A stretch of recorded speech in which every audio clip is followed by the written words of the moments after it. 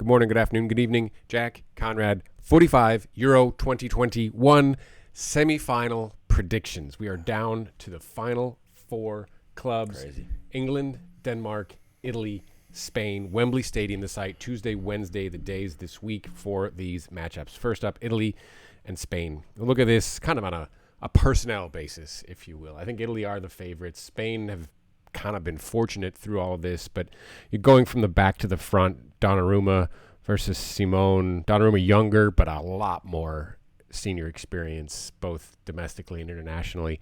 Simone has been great under pressure, especially after the Pedri back pass fiasco.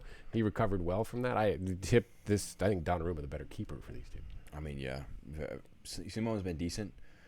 He did edge out Day in the contest, but Donnarumma, he's been 16 for the last 10 years. It's unbelievable how long he's been a pro. I mean, he's joining PSG very soon. I think he's one of the better keepers in Europe. He's a very good shot stopper.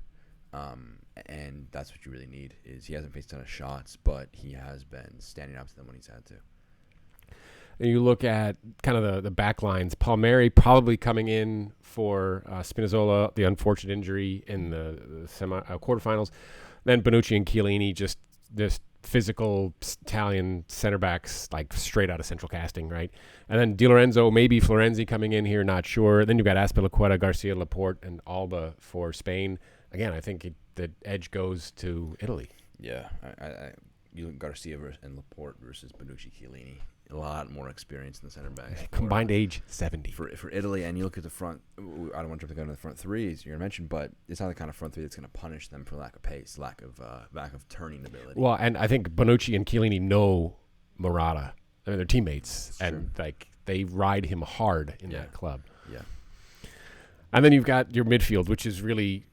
This is the most intriguing matchup of, we've talked about Barella, Jorginho, and Verratti over and over and over again, right? They've just been spectacular. Barella with the opener in the quarterfinal matchup. And then Busquets, Pedri, and Koke for Spain. Busquets has been around forever. I think he's the last player standing from that 08, 10, and 12 World Cup Euro run that Spain had. I still do give the edge, I think, here to Italy simply because of they're a little bit younger, although Pedri's like 18 years old. Of those six players, I'd say Busquets is the best one, but then 2, 3, 4 is Italian players. Yeah. So I think Koke and Pedri, not that they're going to bring down the Pedri's midfield, going to be great. But I think Pedri's 18 years old starting in the Spain midfield. It's Barcelona. You need to sign him to a new contract because rumors of his exit, you cannot lose that guy at 18.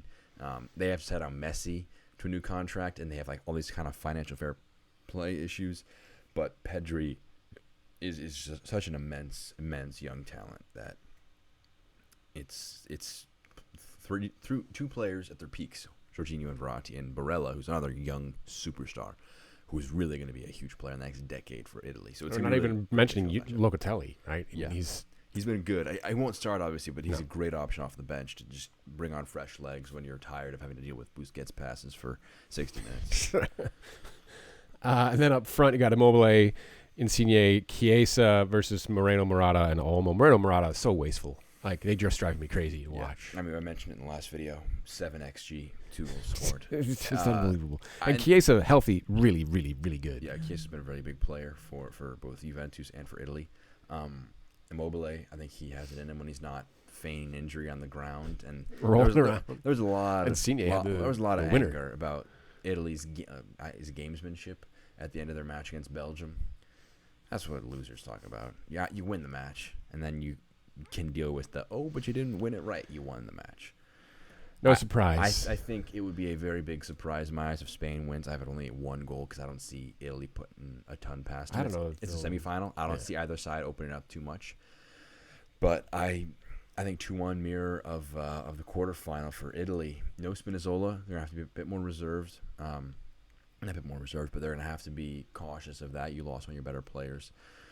It's going to be an interesting one, but I don't see a world in which Spain take it. I could prove them wrong, but I mean, I can't. Well, the fall off from Spinazzola to Palmieri is significant. He doesn't even play for Chelsea. Yeah.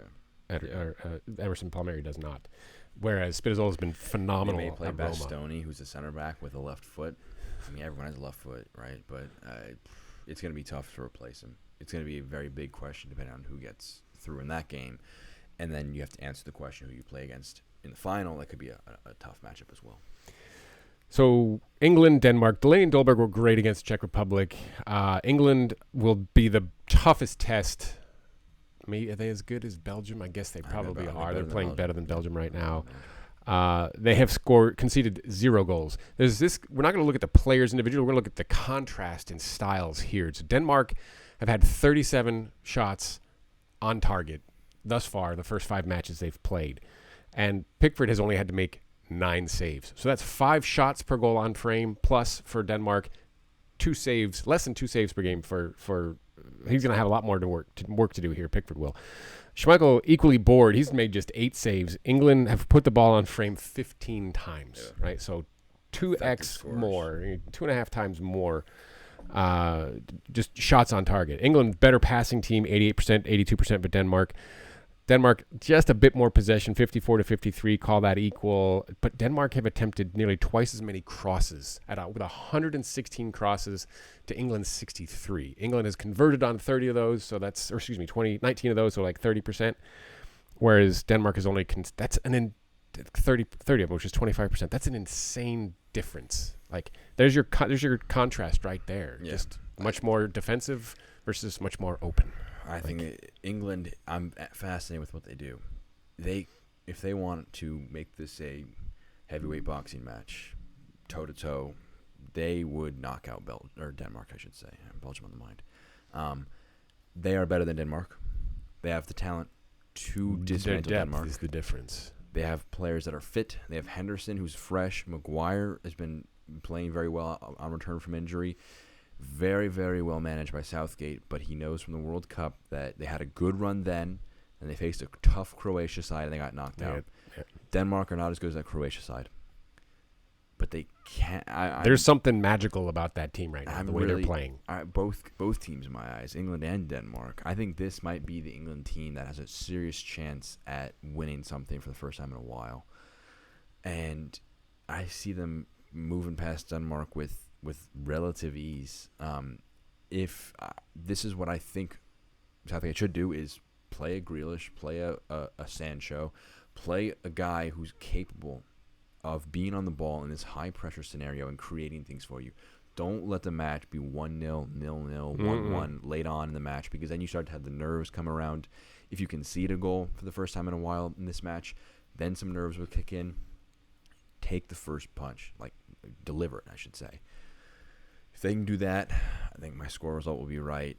But I have it 3-0 England. How do we not have Denmark scoring? But my trust in England is surprisingly low considering the score online I'm predicting. I question neither of us having Denmark having a goal here, but England have been very good defensively. They've been great. You're 100% correct. I mean, they've been playing 2 defensive midfielders in front of a pretty good back 4. Yeah. I mean, I don't know. England, it's their match to lose. I think in my eyes, it's almost their tournament to lose. Italy, depending on what Italy comes I think from. Italy is going to be tough if they play. Tough, yes, but England, talent for talent, they have a few spots like Verratti and Barea, maybe even Chiesa, where they're slightly better. The center backs for Italy are good. I know we're getting ahead of ourselves, but England, this is one of your best chances because the World Cup in 22 is going to be a very tough tournament. It's going to be in the middle of the season. I imagine that's going to be awful. It's going to be a tough tournament in 22. Make it your tournament. Got to beat Denmark first. Bring it home. That'll do it for us for our look at the semifinals for Euro 2021. Jack, Conrad, this has been the Footy 5. Please do comment. Let us know what you think. Look for us on the Twitter at the Footy 5. Take care now.